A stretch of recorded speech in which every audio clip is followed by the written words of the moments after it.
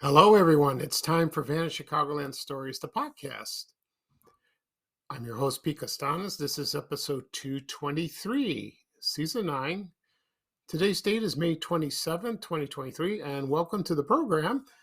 On today's program, I will talk about amusement parks that I have visited in the Chicagoland area and the ones that I have not. I've touched this subject before many times, but this was based on a popular post on Facebook, and I shared it on my page, Vanished Chicagoland, and also on Twitter, and I got great responses for that, so I'll discuss this.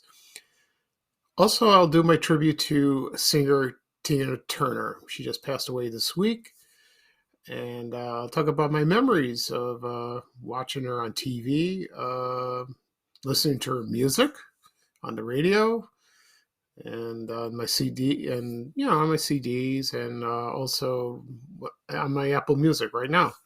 Okay. Before I get started, the program will go into commercial break, and this program is brought to you by Fruit Fresh. This is a produce protector. And this commercial is from 1977, and it features two women and Sam the dog, who loves peaches. I remember this commercial very well. So sit back and relax, and I'll be right back with the program. Thank you, everyone. Francis, Sam likes peaches. My first country-baked peach pie, and my first try at preserving peaches. You forgot Fruit Fresh. Is it important? Wouldn't preserve without it. Fruit Fresh has a special ingredient that locks in freshness. See, your peach turned brown. Mine with Fruit Fresh stayed fresher. Tastes fresher. Sam, he likes peaches. Fruit Fresh for canning or freezing keeps fruit tasting fresher. Imagine what's possible when learning doesn't get in the way of life.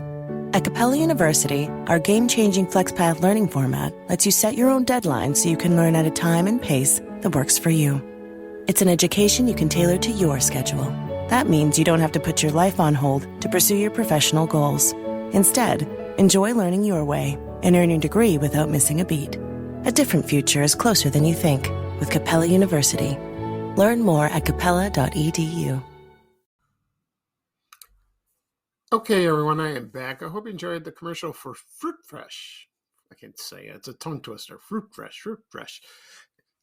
This product was introduced, I don't know what year exactly, in the mid-70s. But like I said before, I remember this commercial fondly with Sam the dog. He likes peaches. The product is still around. You can find it any grocery store, Target, Walmart, order on Amazon. It's supposed to lock in fresh and doesn't make your fruit turn brown, yucky, that. Ugh, I hate that. There's nothing worse than looking at yucky fruit. So, let's see what else. So, I never used the product. I don't remember my mom buying it. I told her about it one time. She goes, "Nah, I ain't buying it." Okay, fine. And so it's amazing how you remember commercials back in the day and their memorable lines and their characters. And that was one of them. Yeah, so it's very nostalgic. It makes you feel good. Okay. At the beginning of the program, I said I'm going to talk about the amusement parks that I visited in the Chicagoland area and the ones I have not. Also do a tribute to singer Tina Turner. Before I get started, I want to mention something. Last night, I did something strange. When you watch TV or you hear on the radio or about celebrities. They Google themselves. You've probably seen this on YouTube. They once they about movie stars, television stars, and they ask, do you Google yourself to see? And some of them goes no or yes, based on curiosity. Some are like, for example, if you're an actor or an actress, they would check IMDb. That's a movie database on the website, or Wikipedia, like that. So I did a Google search about me and Van Chicagoland. I did both. You'd be surprised what you find about yourself. Because it's, first of all, it's kind of creepy. Someone else might be looking at your information and like that. I think there's a way to turn that up, but I don't have nothing to hide. Mostly about me is they show about Van Chicagoland. And there's a few articles. There's the one I was interviewed by Chicago Magazine about a couple of months ago. Also, the article in the Sun-Times, the Chicago Sun-Times, that is, last year in August.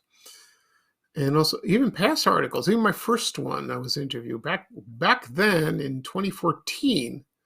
I found that. So people find me and search and reread. And also about the podcast. They can click on and listen. They could do that. What was interesting, this is something I just found out that was very nice, that there's a few blogs from people. They've written about me and my podcast, also on my website. And there were a few reviews, and they said they love listening to me. They love my page and all that. I mean, that's wonderful. I'm very gratified that they do that. And someday I might share one of them and post it on my social media accounts. That was surprising. And also reviews about the podcast there. Most were favorable. There were a couple not. They say, one said, you shouldn't do this. You're terrible. Stop it. Okay, fine. So I just ignore it. Just ignore it and move around like that. So it's like looking at a car wreck on a highway. It's just, you can't help it. You search it like that. Also, one last thing. There was an article in the Chicago Tribune, and I'm trying to remember her name. She writes for the. I don't know if her name is Heidi Stevens, I believe, and she wrote about this young man. He wanted to be a ballet dancer, but he endured bullyism, and he was taunted by that because he liked ballet. And I tweeted. It was on Twitter. And I said, I know where this is coming from because I was bullied myself, because I like what I like, and people don't understand. Kids, adults, even people I've never met, and it was traumatic. And I told them the scars are still there. I'm still hurt, and it was a hard time for me when I was younger to make friends. I still feel that way. It's hard. I never want to go through that again. Never. And I don't want anyone else to do that too. Because sometimes it leads to problems, like maybe drugs or suicide or, worse. That never happened to me. Thank God. I had the support of my mom and dad and my brothers. So, but I was lonely. And being lonely, that you don't have the same interests is really, it's awful. But as you get older, you accept it, you move on, and then you gain new friends naturally. And then now I've become very popular. I make friends a lot through Facebook and Twitter, and I talk to people, and they talk to me. And it's nice. It's lovely. I like that.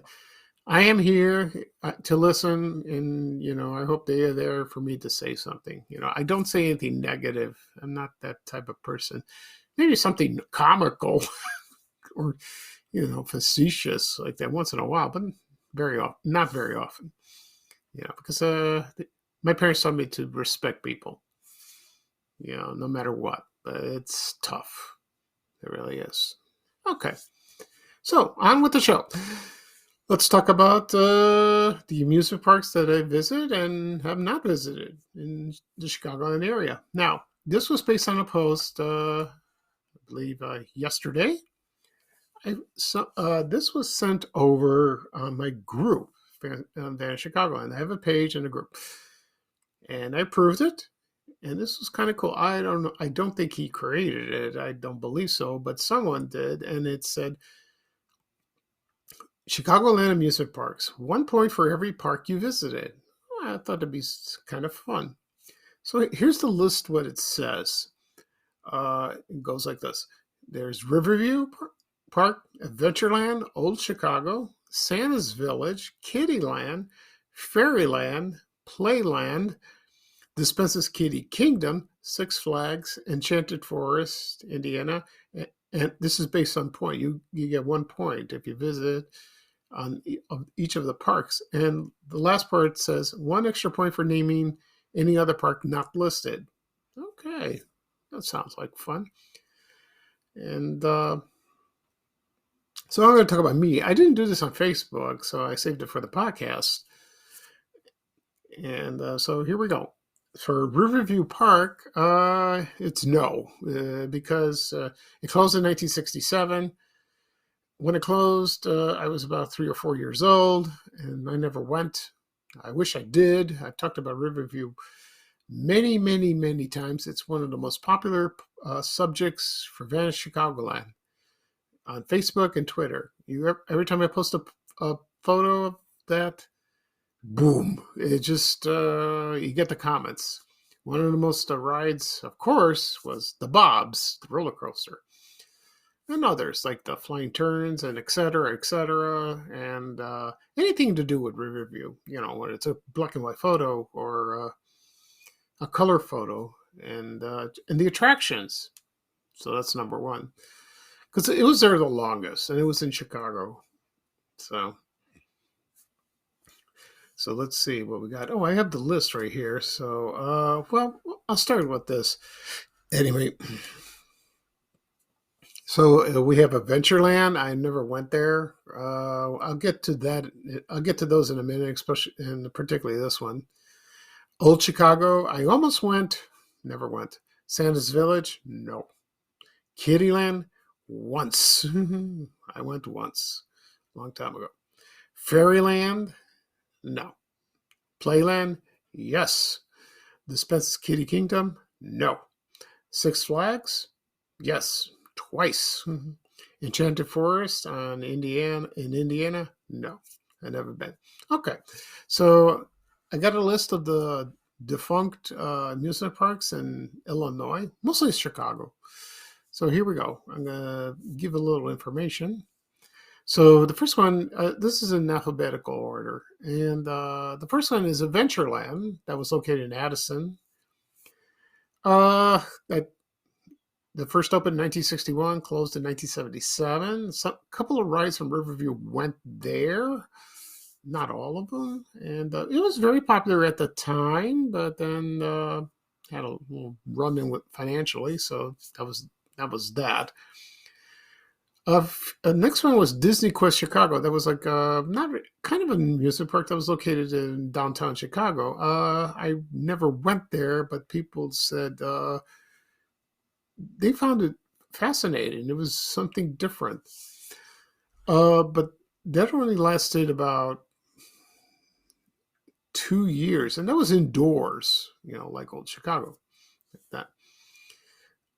Next one, Dispensa's Kitty Kingdom in Oak Brook Terrace, Illinois, next to Dispensa's Castle Toys. And that opened in 1975 and closed in 1984. And you remember the commercial, Kids Are King at Dispensa's Kitty Kingdom. And also the jingle for the toy store. They showed us on Bozo's Circus back in the day. You can find those commercials on YouTube. Okay. There was a water slide. It was called Ebenezer Flop and Slopper's Wonderful Water Slides. Yeah, water slides count. That was also in Oakbrook Terrace. I don't know exactly where. That ran from 1980 to 1987. That was mid 80s. But I'm not really a fan of water slides because I'm kind of scared, sort of like heights, and I don't like to get wet. Water makes me nervous, especially if I look at an ocean. Ugh, no, thank you. Even when I'm on a plane, I see the ocean, I go, oh no. People love it. They love to go into the beach and all that. That's great. Me, nah, not a fan. There was another park called Electric Park. A lot of people don't remember this one, and that was located in Plainfield, and that was in the earliest 20th century. That was from 1904 to 1932. And don't know much about that park. Maybe someday I'll talk about it. Should be interesting. There's Fairyland Park in Lyons. That's about 40th Street in Harlem. A lot of people mentioned that on my page. That ran from 1938 to 1977. Had a lengthy time, being there. One of the earliest park in Forest Park was Forest Park, and that was from 1908 to 1922. So that opened around a little after Riverview. I think it had one of the earliest roller coasters. I don't know if that was the first one. It was the first park that featured a roller coaster. It could be Riverview. I don't know. I'll figure that out. There was a place called Fun Harbor in Waukegan. That's from 1992 to 2008. I never heard about this. Do a little research on that. Next up is Fun Town. That was on the south side. It was located on East 95th Street and South Stony Island in the Pill Hill neighborhood, like the Jeffrey Manor neighborhood, like that. It was called Kittytown Amusement Park first from 1950 to 1967, and then it renamed it Funtown from 1967 to 1982. And a lot of people this was not in the list, but a lot of people remember this park fondly, and they loved going there. And they had a blast going there. I remember seeing the rides when I was in elementary school at Correas. I saw the rides from the background, and the bus took us home, and we took Stony Island on the way there. And I remember seeing them. They had the rides. The park wasn't open then, probably around. This is before when school ended, like that. And people miss that place. I don't know much information or what rides were there. I know there was a little roller coaster. I'm sure there was other rides. I wish there was more information. I did a little research, but I'll dig in more. I wish there was like a pamphlet or guide, that would tell you all the rides listed. Okay. Next one is Green Oaks Kittyland. That was in Oak Lawn from 1946 to 1971. That was at 95th and Pulaski. Right now it's a shopping center. Yeah, not too far from my home. So I never went there. I had no idea. There are a few pictures floating around in the internet like that. And let's see what else. Where's the other list? Oh, here we go. There was also Hollywood Kittyland. That was in Chicago. I think that's the one like Lincoln Avenue in McCormick, right by the border, by Skokie and Lincolnwood. I was there from 1949 to 1974. There's pictures of that. Okay. Also, there was Joyland Park that was on the south side. I don't know where exactly that was. That ran for 2 years from 1923 to 1925. I got to do a little more research of that. Of course, there was Kittyland in Melrose Park, one of the most well-known parks at that time. And that ran from 1929 to 2009. And also, that was demolished a year later in 2010. So Last I heard, somebody said there's a Costco there now. I believe that. And, I went once years ago, like in the late 80s, 90s, just to visit there. I didn't ride anything. I went with a friend and his family, and they invited me. And I said, okay, but I didn't write anything. I should have, but I didn't. Also, there was Kitty Town. That was located in Norwich. Excuse me. That was on Harlem Avenue, near Harlem and Irving, around that area. From 1953 to 1964. It wasn't there very long. Yeah, but there are pictures floating around. There's stories about it. Also, there was Luna Park in Chicago. That was way back, 1907 to 1911. Okay.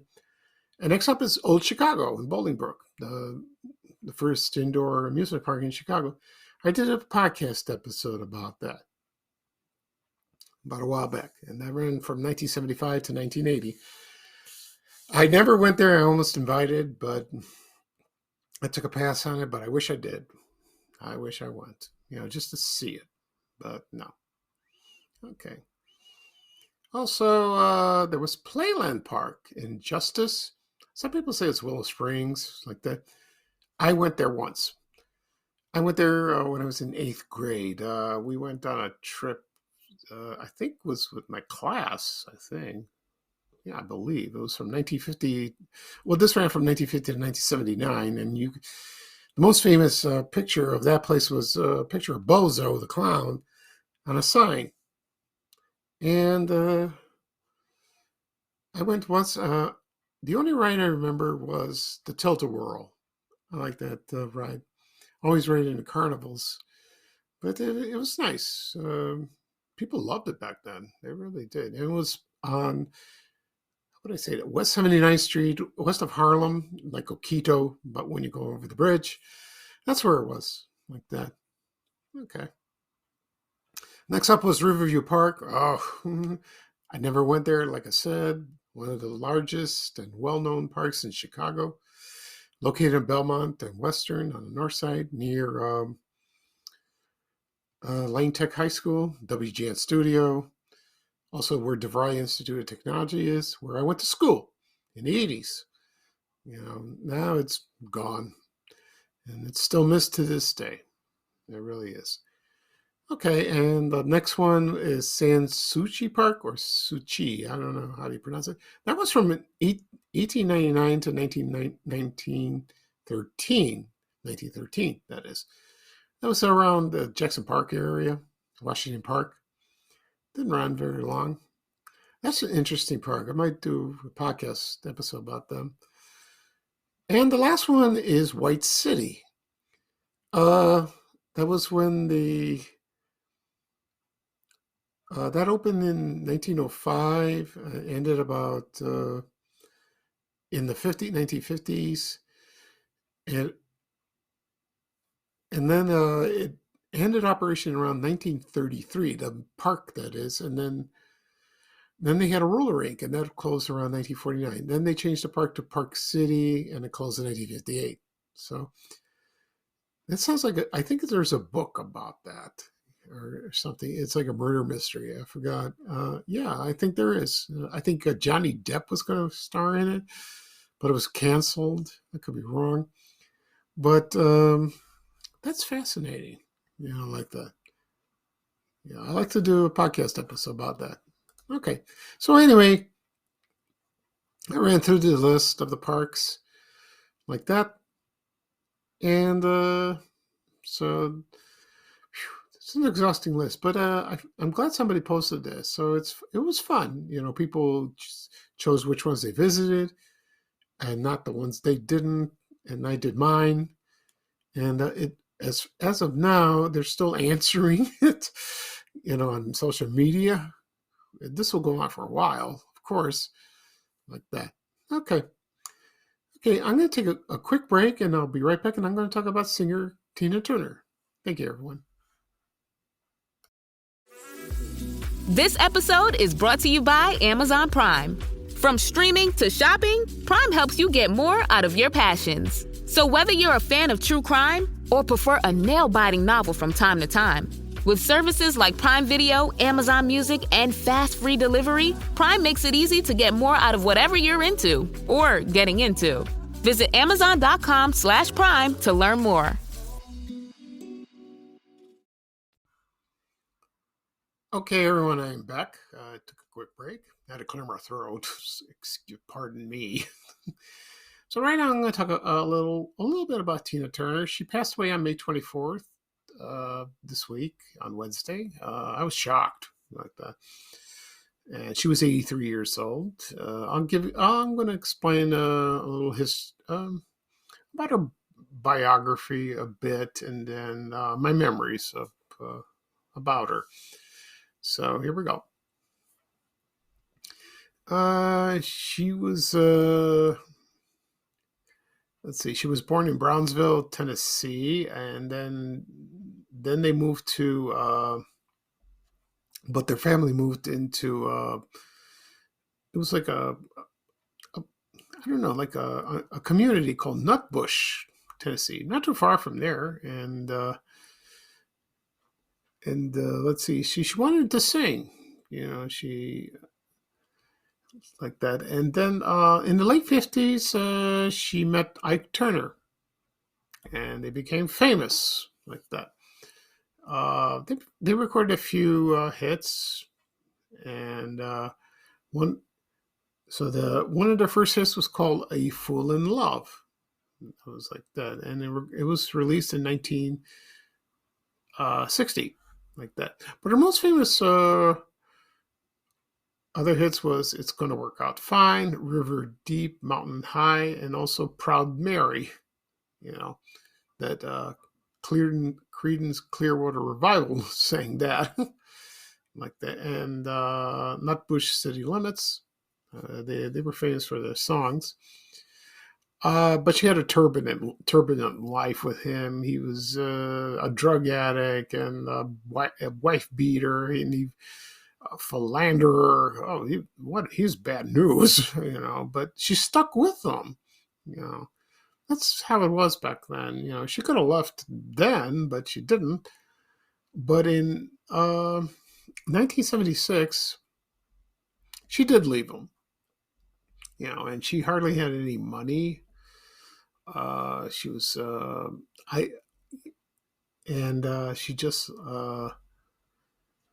and then she filed for divorce. This happened in July of 1976. So I don't know where she stayed after that. I guess with friends, just to get her life together. And then because she had they had musical gigs at how would I say that? Reserved, to play and all that. But then they were sued like that. And, they couldn't because of what happened, because he beat her badly, and then she had enough. That's it. So like that. And then she got her life together, and she needed the money. So she got on television a lot. She did some variety shows. She appeared like on Cher of Sonny and Cher. She appeared on that. She appeared on the Brady Bunch Hour. I remember that episode very well. She was great. Donnie Marie, so at least she got a paycheck. So she's trying to build herself up. And let's see. So also she did appeared on Caesar's, in Las Vegas, Caesar's Palace, And then she started recording, records like that. They weren't very popular then. It started to creep up a bit, and then she released a song, "Let's Stay Together," that was recorded by Al Green in 1983, and that became popular, mostly in England. In the United States, it was okay. It was okay. But then she recorded "Private Dancer," which was released in May of 1984. And that went through the roof. And I remember I didn't listen to the radio. Maybe I did. But I remember watching the video What's Love Got to Do with It? I think at a friend's house. He had MTV. I didn't have MTV then at the time, but I did see it when in Chicago when there was a channel 66. That was WGBO. That was WFBN before. When that first went on the air, they showed music videos 24 hours a day, and that lasted from, I think, in the summer to the fall until they go into regular programming.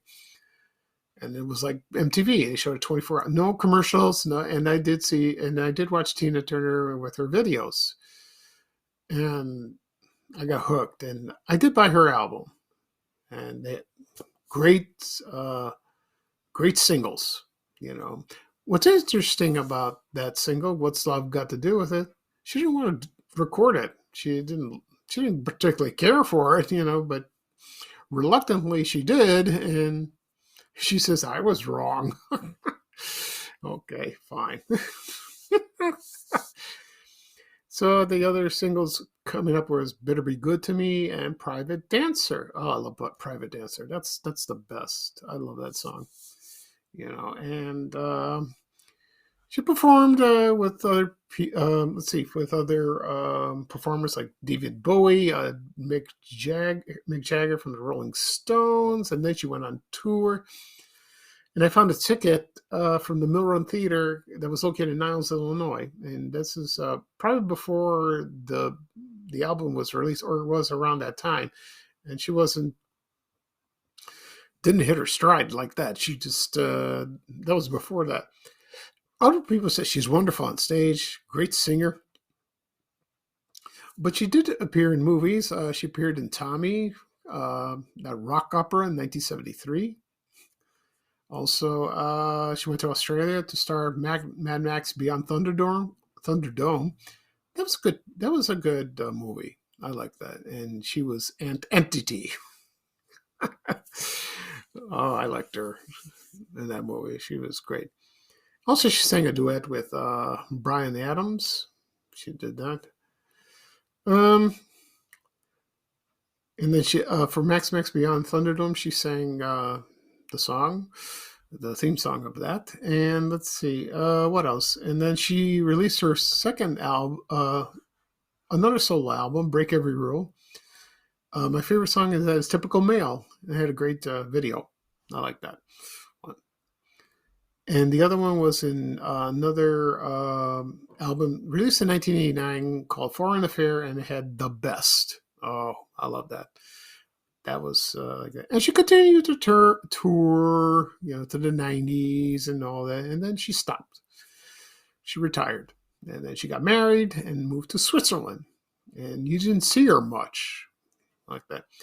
Also, they made a movie, What's Love Got to Do with It? That came out in 1993. It starred Angela Bassett. To tell you the truth, I haven't seen the movie. I've seen bits of it, but I heard it was excellent. And the song "I Don't Want to Fight" became a big hit in 1993. I got to see that movie. I heard it's pretty good. And then she released "Goldeneye" for the James Bond film "Goldeneye." She did that. And, she's so beloved. And now they're making a musical about her life. Broadway. It's like Tina. They're doing that. Okay. Before I end the show, I'm going to play a commercial that Tina Turner did, and it's for Plymouth Voyager. I found this yesterday, so sit back and relax. And when I come back, I'll do the close of the show. Okay? Thank you, everyone. If you want something in this life, you got to ask for it. Say you want to know if this Plymouth Voyager is right for you. You can ask a salesman. But you know what he's going to say. What you should do is ask somebody who's already got one. And you know what they're going to say? Same thing as the salesman. Voyager, the best loved minivan in the world. Okay, I'm back. I hope you enjoyed the commercial for Plymouth Voyager featuring Tina Turner. That car is still around, but it's under Chrysler. So that because Plymouth disappeared around 2000, 2001, doesn't exist anymore. So, but the car's still around. She did a few commercials during the 80s, mostly with Pepsi Cola. There was one memorable one with David Bowie. You can catch that on YouTube if you'd like. It is there. And I remember this very well. I think they played in the Super Bowl. I could be wrong, but I'm sure it was like that. Anyway, so before I sign off, I'll give a quick story about Tina Turner. I worked at City Hall in the late 80s. And there was a woman that worked there, and she dressed like her. Yeah, like I said, she worked over there. She had the same wig, the legs, and the dress. And somebody asked her, "What? We know it's a wig. That wasn't her real hair." But she said, and the guy goes, "Why you dress like that? You didn't dress like that last year." He said, "No, because I love Tina Turner. She's one of my favorite singers, and I want to be like her." I don't know if that's that she's obsessed or that's kind of creepy. She was nice, but she liked that, and she remained dressed like that for as long as I was working there, like that. So, and she talked like her, it's like her twin sister. But I remember that that memory stuck in my mind for as long as I lived. So. That's funny like that. So Tina Turner, we'll miss her, but her music lives on through videos, her albums.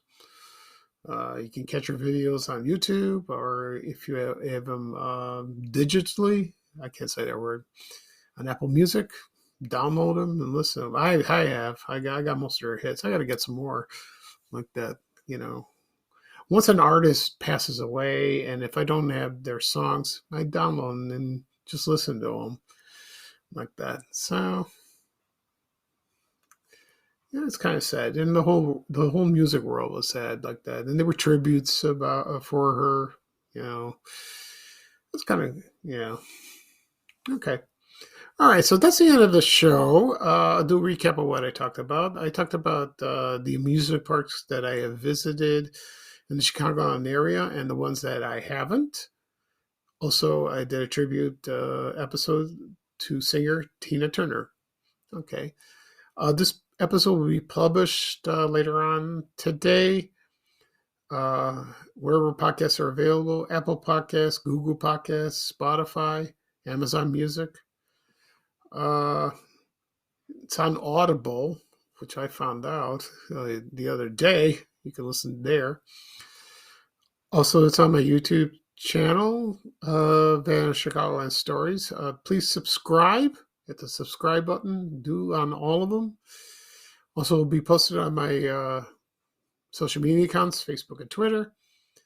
And also my blog, Van Chicagoland blog. Okay, so that's good. I will do another podcast episode probably Tuesday, most likely. We'll see. If not, Saturday. So that's it, folks. Okay, so this is Pico Stearns, your host of Van Chicagoland Stories, the podcast. Thank you for joining me. This is the Memorial Day weekend. Hope you have the rest of a good day for the rest of your weekend. Of course, everyone will barbecue. Traditionally on Monday, I will do that too. I heard the weather's going to be gorgeous. So that's good. Not going to be hot. It's going to be hot later, which I can't stand. So that's, I can tolerate that. Okay. So here's bye-bye for me. And here's Ray Rayner with a little traveling music saying bye, bye, bye. Take care, everyone. So long. We have to go. Bye, bye, bye.